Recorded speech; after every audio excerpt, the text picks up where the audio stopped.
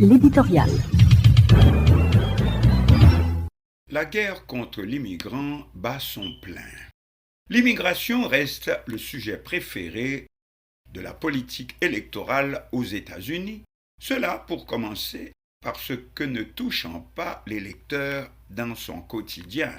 Donc, on peut l'utiliser de manière quasiment démagogique. Tout le monde connaît la position radicale de Donald Trump. L'immigrant n'est presque pas un être humain, lui qui l'accuse, dans une de ses dernières tirades, de venir polluer le sang des Américains. Le président Joe Biden, pour sa part, a cherché jusqu'ici à atteindre une sorte de juste milieu, oui, mais face à un Congrès réticent, voire non coopératif, Chambre des représentants à dominante républicaine, le voici comme obligé de jouer pratiquement le même jeu que son adversaire républicain. Pour une partie de la presse, sa dernière décision est une copie embarrassante et embarrassée de la politique de Donald Trump dans ce domaine. Citons, le mardi 4 juin, l'administration démocrate a annoncé la signature d'un décret présidentiel visant à fermer la frontière avec le Mexique.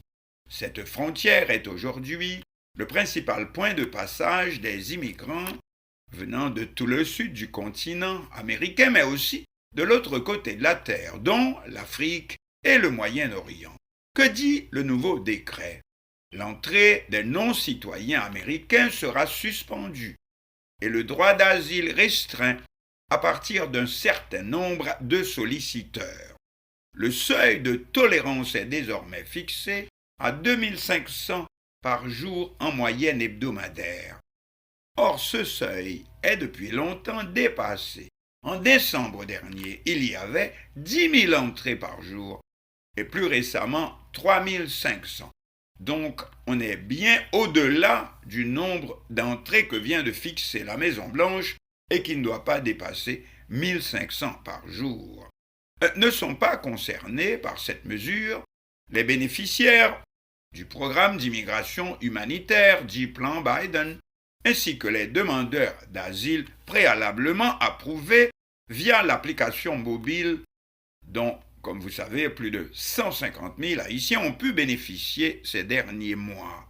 Or, cette nouvelle décision, dont l'objectif électoraliste ne peut échapper à personne, non seulement rencontre l'opposition de l'adversaire républicain, mais scandalise aussi une partie de la base démocrate qui trouve que c'est là du trompisme sans trompe.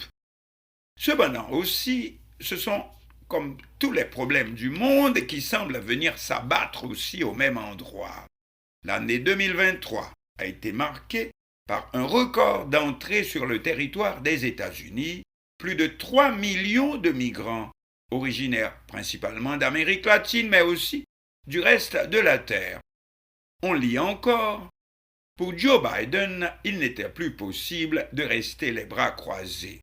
Le président, faut-il le rappeler, est en campagne pour sa réélection et l'afflux des sans-papiers est, derrière l'inflation, la préoccupation numéro 1 des Américains, quitte à voir toute tentative sabotée par l'opposition républicaine.